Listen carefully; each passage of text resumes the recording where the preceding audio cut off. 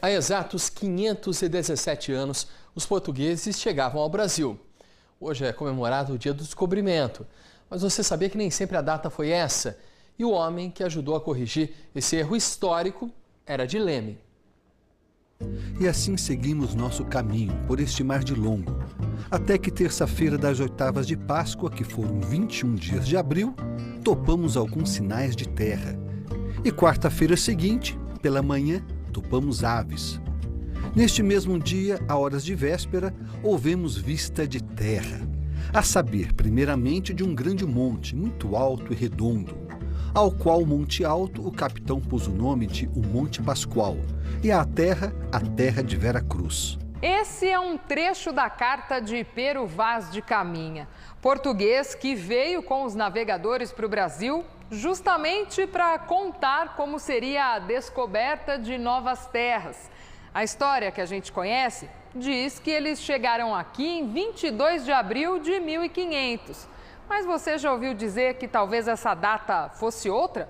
3 de maio de 1500? Durante algum tempo acreditaram que essa era a data correta, por uma questão religiosa. A terra ganhou o nome de Vera Cruz e no catolicismo, dia 3 de maio é dia de Santa Cruz.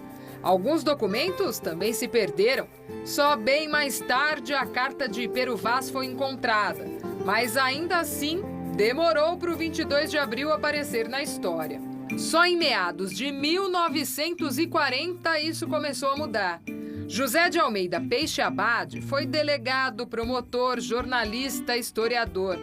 Ele reuniu documentos importantes que ajudaram a comprovar o dia da chegada dos portugueses ao Brasil.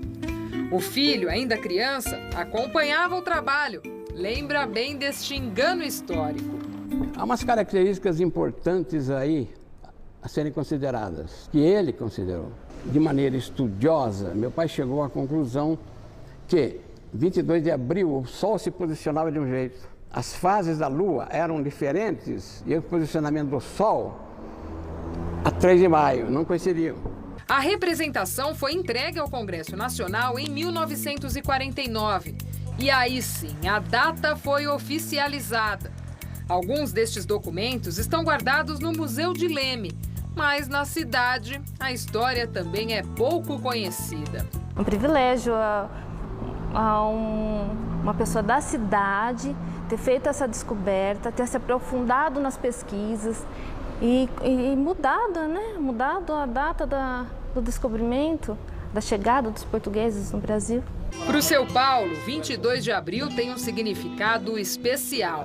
Ele marca o primeiro capítulo de uma história de mais de 500 anos, que foi reescrito, só que ainda não é bem contado. 22 de abril deveria ser feriado também.